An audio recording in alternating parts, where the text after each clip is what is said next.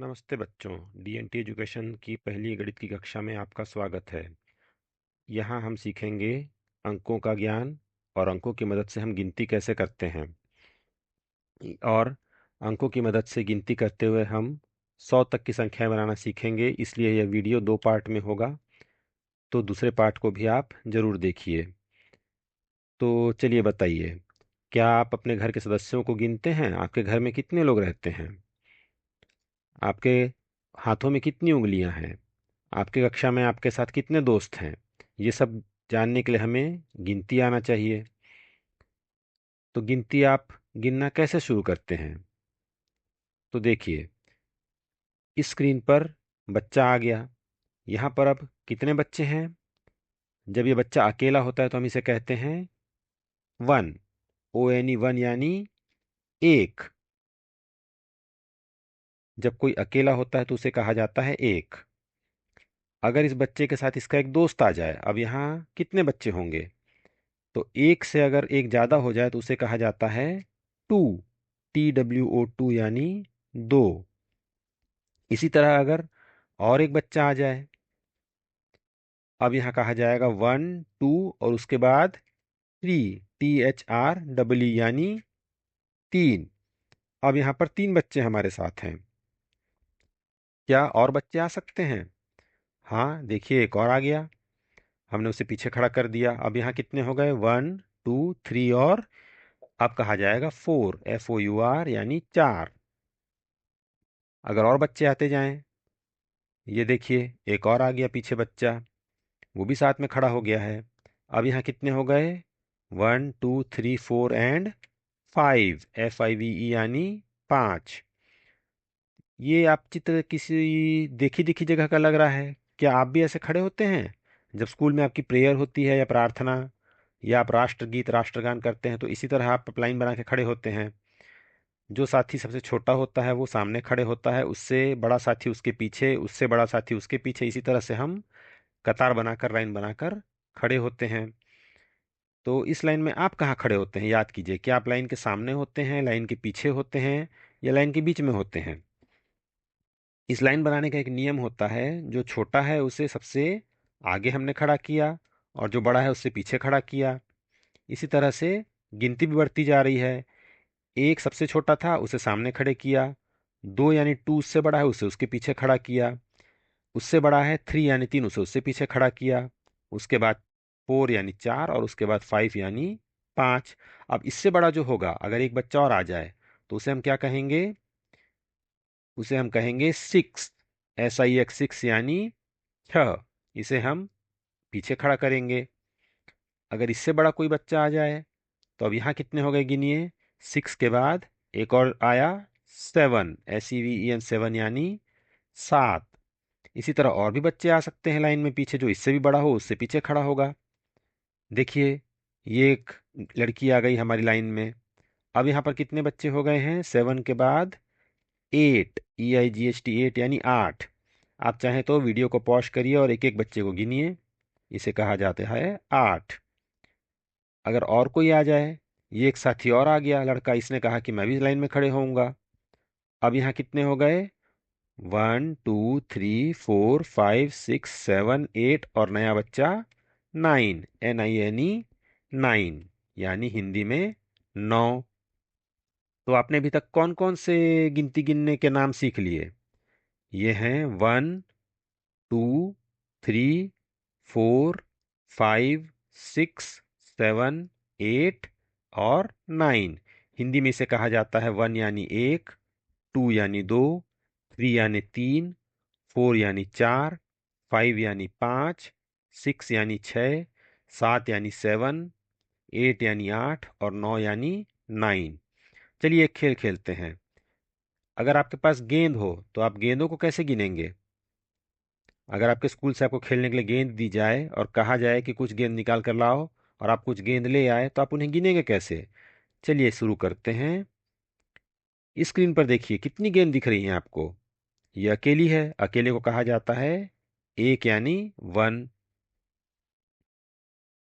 ये नई गेंद आ गई।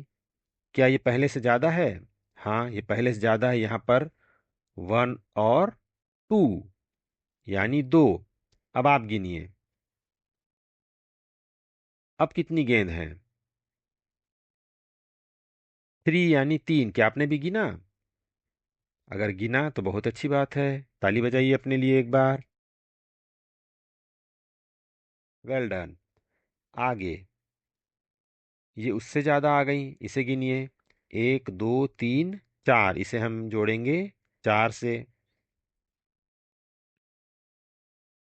इसे गिनिए।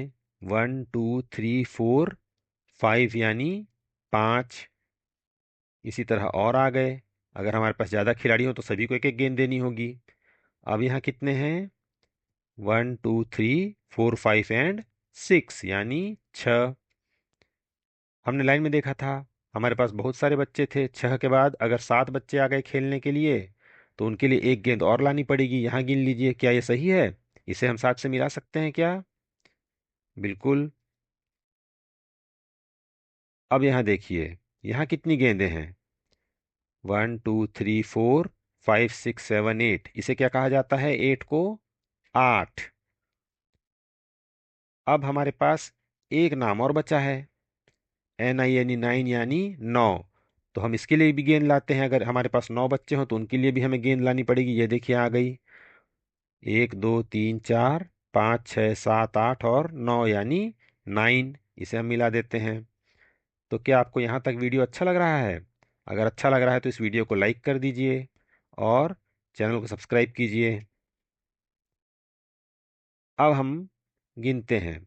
ये देखिए, इस चित्र में हमारे हाथों का दृश्य दिख रहा है।